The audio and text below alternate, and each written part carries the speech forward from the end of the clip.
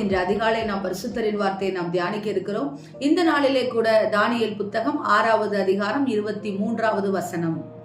அப்பொழுது ராஜா தன்னில் மிகவும் சந்தோஷப்பட்டு தானியேலை கெபியில் இருந்து தூக்கிவிட சொன்னான்.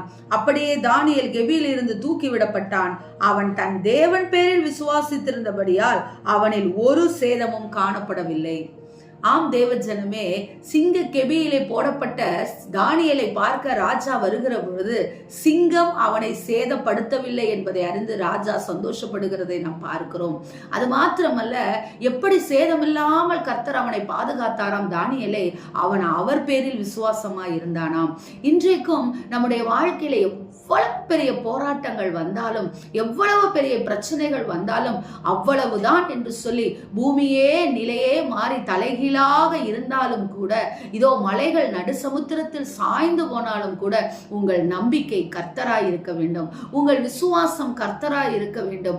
ஆம் தேவ ஜனமே, பவுலுக்கு இருந்த விசுவாசம், தானியேலுக்கு இருந்த விசுவாசம் நாம் பார்க்கிறோம். இதோ பேதுருவை போல அடிக்கடி நாம் என்ன செய்கிறோம்? ஐயோ, நான் மாண்டு போகிறேனே, மடிந்து போகிறேனே ஐயரே என்று சொல்லி கத்தி கூப்பாடு போடுகிறவர்களாய் தான் நாம் இருக்கிறோம். மாறாக கர்த்தர் என்னோடு கூட இருக்கிறார் என்று சொல்லி பவுல் விசுவாசித்து, இதோ நாங்கள் கரையை காண்போம் என்று சொல்லி விசுவாசித்து, இதோ அவனோடு கூட இருந்த அந்த கப்பலில் பிரயாணம் பண்ண எல்லாரையும் அவன் தேற்றினது போல, இதோ விசுவாசத்தினாலே நீதிமான் பிழைக்கிறவனாய் இருக்கிறான்.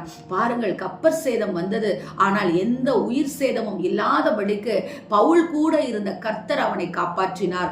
தானியேலோடு கூட இருந்த கர்த்தர் தானியேலை காப்பாற்றினார். உங்களோடும் கர்த்தர் இருக்கிறார் என்பதை விசுவாசித்திருங்கள். இந்த வியாதி வந்ததா, நான் அழிந்து விட்டேன், அவ்வளவுதான் என் வாழ்க்கை. இந்த போராட்டம் வந்ததா, அவ்வளவுதான். இதோ நான் எதிர்பார்த்த காரியங்கள் நடக்கவில்லை, அவ்வளவுதான். அநேகர் என்னை குறித்து அவமானமாய் பேசுவார்களே என்று சொல்லி எண்ணி கலங்காதபடிக்கு உங்களை படைத்த தேவன் பேரில் விசுவாசமாயிருங்கள், நம்பிக்கை கொண்டிருங்கள். நம்பிக்கையே நம்மை உயிர்ப்பிக்கிற வாழ்க்கையாய் இருக்கிறது. சிங்க கெபியிலே தானியேலும் சிங்கம் தான். ஆனால் தானியேலுக்கு முன்பாக சிங்கம் அமைதியாக இருந்தது போல உங்கள் வாழ்க்கையில் இருக்கிற பிரச்சனைகள், இதோ சீறிக்கொண்டிருக்கிற பிரச்சனைகள், புயல் போல அடித்துக் கொண்டிருந்த பிரச்சனைகள் அமைதியாய் மாறும். எப்பொழுது தெரியுமா? நீங்கள் உங்கள் நம்பிக்கை விசுவாசம் தேவனே என்று சொல்லி பாருங்கள். தேவன் நிச்சயமாய் காரியத்தை இதோ செய்கிறவராய் இருக்கிறார். நம்முடைய தேவன் இதோ அவரை நாம் உயர்த்துகிறோமா என்று சொல்லி பார்த்து கொண்டிருக்கிறார். பிரச்சனைகளின் மத்தியிலே பிரச்சனைகளை பெரிதாக பேசுகிறோமா, கர்த்தரை பெரிதாக பேசுகிறோமா என்று சொல்லி அவர் பார்த்து கொண்டிருக்கிறார். எனவே தேவ ஜனமே, உங்கள் விசுவாசம் கர்த்தர் பேரில் இருக்கட்டும். பெரிய ஜெயத்தை இந்த நாளிலே பார்க்க போகிறீர்கள். எப்படிப்பட்ட பிரச்சனை, வியாதி, சூழ்நிலை, மரணத்துக்கு ஏதுவான காரியங்களா இருந்தாலும் இந்த நாளிலே கர்த்தர் உங்களுக்கு வெற்றியை தான் கொடுப்பேன், ஒரு சேதமும் வராது என்று சொல்லி இந்த நாளை தொடங்குகிறார். ஆமென்.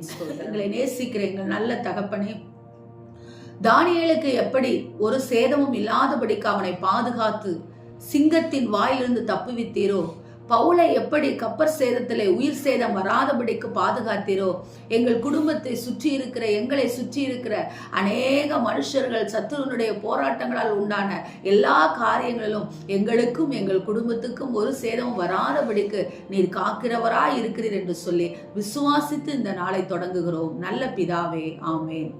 Praise the Lord. Hallelujah.